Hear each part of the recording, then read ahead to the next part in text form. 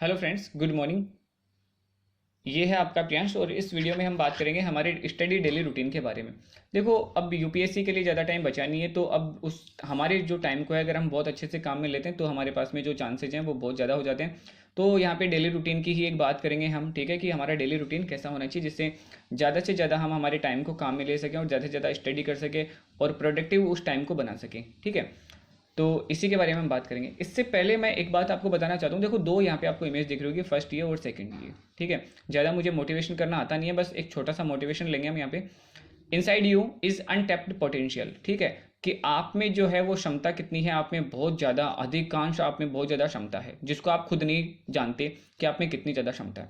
दूसरी यहाँ पे है limit exist only in the mind, कि जो हमारी बाउंड्री लाइन होती है, जो सीमा होती है ना हमारी कुछ करने की, वो सिर्फ हमारे दिमाग में होती है। ठीक है ना। देखो, बहुत सारी इंक्वायरीज मेरे को मिली जिसमें कुछ लोगों ने मेरे को कहा कि सर ग्रेजुएशन में जो है हमारे 45% हैं और बैकग्राउंड हमारा जो है अच्छा नहीं है, तो हम क्या मतलब तैयारी कर सकते हैं, क्या नहीं कर सकते। तो उन्हीं के लिए यहाँ पे एक आंसर है कि यार आप में जो है वो क्षमताएं बहुत ज़्यादा हैं। अब तक आपने अपनी क्षमताएं क्या है पहचानी नहीं है, आपने पोटेंशियल अपना पहचाना ही नहीं है। दूसरा कि आप कर सकते हैं नहीं कर सकते, ये सिर्फ आपका माइंड जो है वो बताता है कि आपके माइंड में एक सीमा बनी हुई है। बाकी जो क्षमता है वो क्या है, वो बहुत ज़्यादा है। ठीक है, आप में क्षमता यहाँ तक जाने की है, ठीक है, कि आप यहाँ पे स्टैंड कर सकते हो, लेकिन आपके माइंड ने एक बाउंड्री बना दी यहाँ पे 10% पे ही। ठीक है, कि आप 10% से ऊपर कभी चढ़ ही नहीं सकते। अब ये जो बाउंड्री लाइन है ना, ये एक्चुअल बाउंड्री लाइन नहीं है, ये सिर्फ आपके माइंड ने जो है फ्रेम कर दी। आपको इसको तोड़ के ऊपर जाना है तो आपका माइंड यहाँ पे कहेगा कि नहीं, बाउंड्री लाइन इतनी है। अगर आप इससे ज़्यादा ऊपर काम करोगे तो आपका माइंड जो है यहाँ पे कहेगा कि बाउंड्री लाइन यहाँ है। तो एक्चुअली बाउंड्री लाइन कुछ होती ही नहीं है, सिर्फ हमारा दिमाग हमें ये कहता है कि मैं इतना ही कर सकता हूँ। ठीक है ना। यही क्या हो जाती है, यही बाउंड्री हो जाती है। अगर हम इस दीवार को, एक बहुत हल्की सी दीवार होती है, अगर इसको तोड़ दें तो हमें पता चलता है कि मेरे में तो पोटेंशियल बहुत ज़्यादा है कुछ भी करने का। ठीक है, 12th में आपके क्या परसेंटेज रहे थे इससे कोई फर्क नहीं पड़ता, ग्रेजुएशन में आपके क्या परसेंटेज रहे इससे भी कोई फर्क नहीं पड़ता।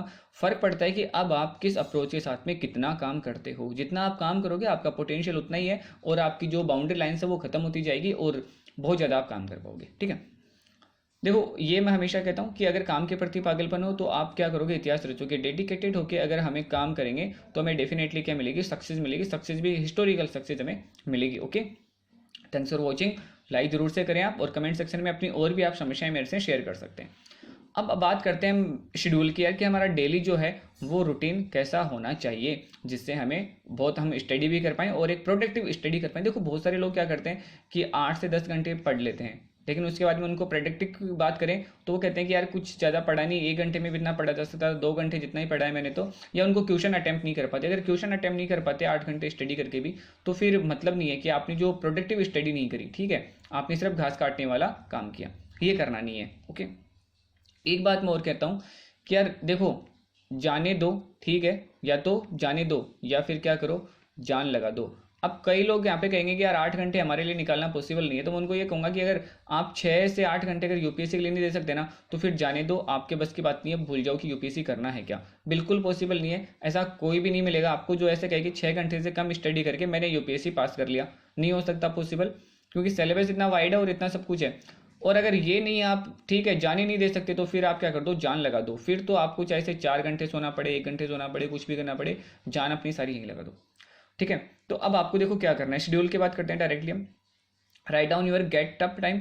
आपको क्या करना है, सबसे पहले तो देखो अपना गेटअप टाइम लिखना है। एक आपको डायरी लेनी है। ठीक है, ये आपने एक डायरी ली। ठीक है, और इसमें आपने जैसे कल 3 नवंबर का आज नाइट में आपको क्या करना है, शेड्यूल लिखना है कल का। ठीक है, तो इसमें आप क्या करोगे, अपना टाइम लिखोगे। सबसे पहले आप गेटअप टाइम लिखोगे यहाँ पे, जो भी आप 7 बजे, 8 बजे, 9 बजे, 10 बजे, जितने बजे भी आप उठते हो वो आपको लिखना है। इसके बाद में आपको जो है आपके 6 से 8 घंटे स्टडी के लिखने हैं, कि कब आप क्या करोगे, 6 से 8 घंटे स्टडी लिखोगे। यहाँ पे आप दूसरी चीज़ लिखोगे, कितनी शिफ्ट में आपको ये स्टडी करनी है। इसके बाद में आपको तीसरी जो चीज़ लिखनी है इस डायरी में, वो लिखना है आपको अपना स्लीपिंग टाइम। ये यहाँ पे आप 10 बजे सोते हो, 11 बजे सोते हो, 1 बजे सोते हो, वो आपको तीनों चीज़ें आपको लिखनी है। सिर्फ 3 चीज़ें मेंशन करनी है, कब आपने खाना खाया, कब आपने क्या किया, वो चीज़ें मेंशन नहीं करनी है आपको। सिर्फ यहाँ पे 3 चीज़ें मेंशन करनी है। पहला क्या, उठने का टाइम, उसके बाद में स्टडी का टाइम, और उसके बाद में स्लीपिंग टाइम। ठीक है, reserve minimum 8 hours for study, कि आपको कम से कम 8 घंटे स्टडी के लिए तो यहाँ पे करने ही है। 6 घंटे आप कर सकते हो अगर वर्किंग हो तो, लेकिन आपको 8 से 6 से 8 घंटे आपको करनी ही है। ओके, 6 घंटे में देखो, अगर आप 8 घंटे पढ़ते हो तो आपको क्या करना है, 6 घंटे तो आपको बुक्स को पढ़ना है, ठीक है, geography, history, political, static portion पढ़ना है। 1 घंटे आपको न्यूज़पेपर पढ़ना है और 1 घंटे क्या करना है, आपको रिवाइज करना है, क्योंकि बिना रिवाइज करे कुछ नहीं हो सकता। इसके बाद में आपको क्या करना है, जैसे 3 नवंबर का आपने शेड्यूल लिखा, अब आप क्या करोगे, 3 नवंबर वाली नाइट को आप क्या करोगे, 4 नवंबर का आप शेड्यूल लिखने जा रहे हो अपनी डायरी में। अच्छा, उससे पहले आपको क्या करना है, आपका जो गेटअप टाइम था कि आपने लिख दिया था कि यार कल 7 बजे उठूंगा, आप 7 बजे नहीं उठते हो तो आप क्रॉस मार दो, अगर उठते हो तो ठीक है, इसको राइट टिक कर दो। इसके बाद में आपने 6 घंटे का क्या किया था, स्टडी टाइम लिया था, 2 2 3 3 शिफ्ट ली थी आपने, कि मैं जो है 8 बजे से 10 बजे तक एक बार पढ़ूंगा, उसके बाद में 12 बजे से 2 बजे तक पढ़ूंगा, उसके बाद में रात को जो है 10 से 12 बजे तक पढ़ूंगा। अब आप मान लो किसी भी कंडीशन में ये फुलफिल नहीं करते हो तो इसको आप क्रॉस मार दो, ये आपने किया तो इसको राइट टिक कर लो, इसको भी राइट टिक कर लो, ठीक है। इसके बाद में आपका जो स्लीपिंग टाइम है वो आप लिखो। अब यहाँ पे आपको ये भी चेक करना है साथ में कि कितना टाइम जो है आपका प्रोडक्टिव टाइम था, यानी उठने से लेके और सोने तक के बीच में आपके पास में मान लीजिए कि 12 घंटे थे, तो आपने कितने घंटे स्टडी में लगा दिए, ठीक है, 6 घंटे स्टडी में लगा दिए। तो आपको रोज़ रोज़ ये फील होगा कि यार मैं 6 घंटे स्टडी करता हूँ और 12 घंटे मेरे पास में होते हैं, तो क्या मैं सोने में, खाने में, पीने में, बाहर घूमने में 6 घंटे वेस्ट कर देता हूँ। तो रोज़ रोज़ अगर ये आपको फील होगा तो ये आपका प्रोडक्टिव टाइम क्या होगा, ज़्यादा बढ़ जाएगा और आपको लगेगा कि इतना टाइम मुझे वेस्ट नहीं करना है। तो इस तरह से आपको करना है। अब देखो आपको अपना डेली जो रूटीन है ना वो किस तरह से, स्टडी प्लान किस तरह से करना है। सबसे पहले आपको क्या करना है, जैसे ही आप मतलब उठते हो, ठीक है, गेटअप टाइम पे आप मान लीजिए 7 बजे उठते हो, तो 7 बजे उठते ही आपको क्या करना है, आपको 15 मिनट के लिए रिवीजन करना है, ठीक है। रिवीजन किस चीज़ का करना है, जो आपने कल नाइट में पढ़ा था, ठीक है, जो कुछ भी आप नाइट में पढ़ते हो, या फिर आपको क्या करना है, शॉर्ट नोट बनाने हैं, ठीक है। शॉर्ट नोट भी नहीं है, इसको मैं की नोट बोलूँगा कि आपको कुछ की नोट बनाने हैं जिनको रिवीजन करने हैं। की नोट कैसे बनाते हैं ये मैं आपको भी थोड़ी देर बाद में बताऊंगा इसी सेशन में, ओके। तो सबसे पहले उठते ही आपको क्या करना है, सबसे पहले आपको 15 मिनट का एक रिवीजन करना है, आपको अपने की नोट्स पढ़ने हैं। कुछ मत करें, उठते ही बस आंखें खुली, लाइट ऑन करो और सबसे पहले ये करो, 15 मिनट आप बैठे रह सकते हो, ठीक है ना, ओके।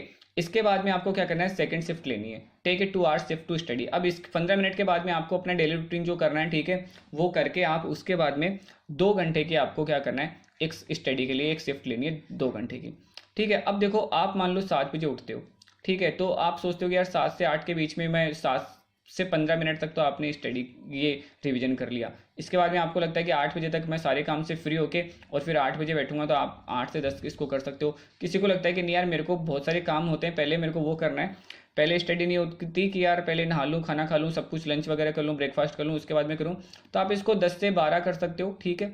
ये आपकी सुविधा अनुसार है, ठीक है। यहाँ पे बाउंडेशन ये है कि आपको 8 बजे से ही आपको करना है या 10 से करना है, ये आपको करना है, बस बाउंडेशन ये है कि उठते ही आपको 15 मिनट तो रिवीजन करना है, ओके।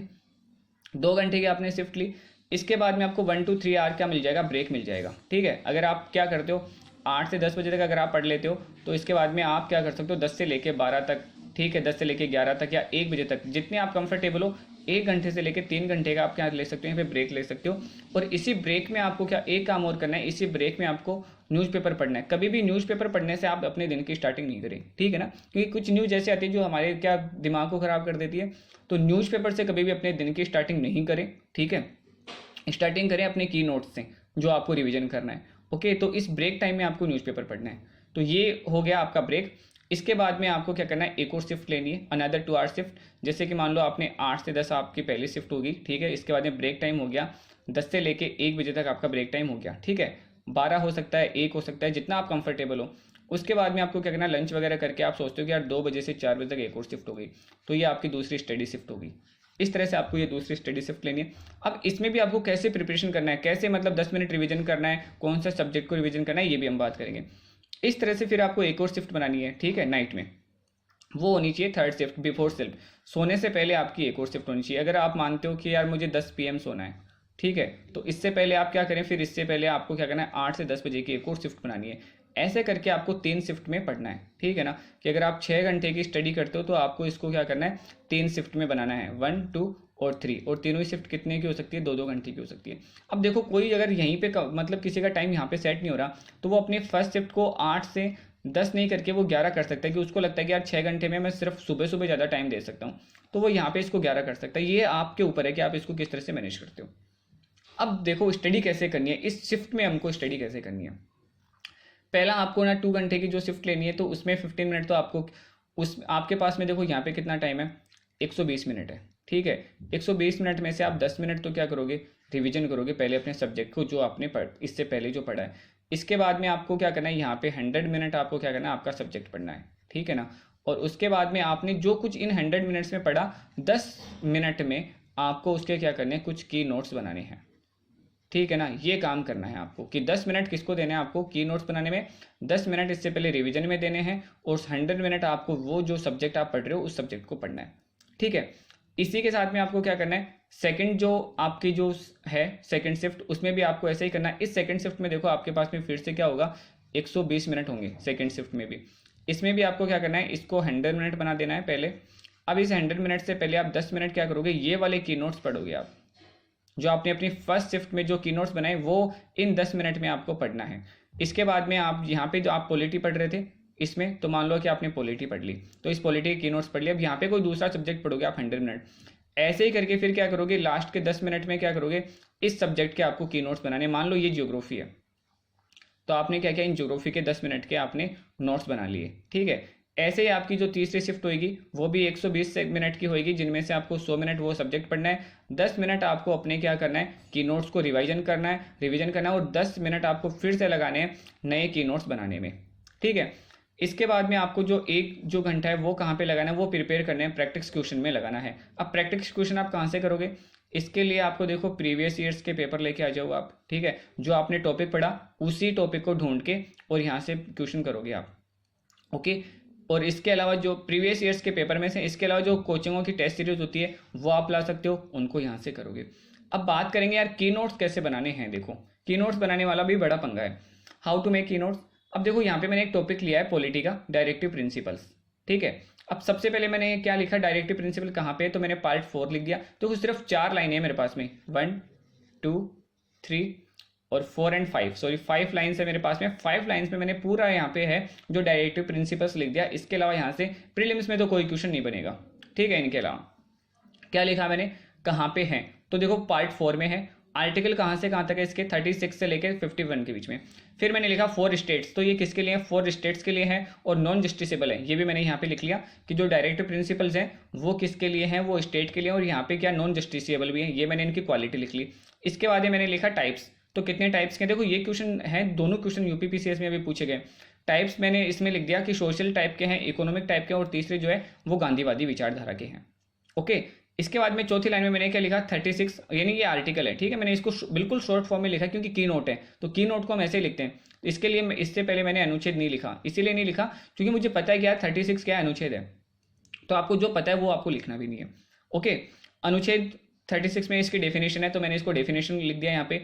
अनुच्छेद 37 जिसमें क्या लिखा है, नॉन जस्टिसेबल है, कि डीपीएसपी जो है वो डायरेक्टिव प्रिंसिपल्स नॉन जस्टिसेबल है, तो मैंने ये लिख लिया। 38 में मैंने क्या लिखा, वेलफेयर, एक वेलफेयर कंट्री की धारणा है। ऐसे ही करके मैं यहाँ पे क्या करूँगा, 39 लिख दूंगा, 40 लिख दूंगा, 41 लिख दूंगा, 42 लिख दूंगा। इनका एक एक क्या आपको वर्ड लिखना है जिससे आप पकड़ सको कि कौन से आर्टिकल में क्या चीज़ें, इससे बहुत जल्दी रिकॉल होता है। इसके बाद में सबसे इंपॉर्टेंट चीज़ थी कि इसमें अमेंडमेंट कितने हो चुके हैं, तो देखो अमेंडमेंट 42 1997 में हुआ था, ये 1976, तो मैंने इसको इस तरह से लिख लिया। अब मैंने इसको ऐसे नहीं लिखा 42वां संविधान, यहाँ पे ये संविधान संशोधन, तो मैंने इतना नहीं लिख के इसको क्या लिखा, सीधा सा शॉर्ट फॉर्म में ऐसे लिख दिया, ठीक है। आप इतने से भी काम चला सकते हो अगर आपको समझ में आता है तो ये लिख के, और फिर मैंने क्या लिखा, इसके आगे इसके आर्टिकल्स लिख दिए 39, 43, 48, यानी कि जो 42 अमेंडमेंट हुआ था वो किस किस में हुआ था, डीपीएसपी में, इन तीनों आर्टिकल्स में हुआ था। और आर्टिकल्स मैं यहाँ पे लिख लूंगा पहले से, तो इसको मेरे को दोबारा से यहाँ पे लिखने की जरूरत नहीं है क्योंकि आर्टिकल्स तो मैं यहाँ पे लिख ही रहा हूँ ना, तो मैं यहाँ पे लिख लूंगा। इसके बाद मैंने क्या लिखा, देखो 44वां जो संविधान संशोधन था उसमें आर्टिकल 38 में चेंज हुआ, तो यहाँ पे आपको 38 लिखा हुआ मिल जाएगा, ठीक है। इसके बाद में जो थर्ड चेंज हुआ वो 86 2002 में हुआ, तो वो भी आपको कौन से आर्टिकल में, 45, तो यहाँ पे आपको 45 लिखा हुआ मिल जाएगा। इस तरह से आपको की नोट्स बनाने हैं। देखो 5 लाइन में मैंने सारा जो है डायरेक्टिव प्रिंसिपल्स के की नोट बना लिए।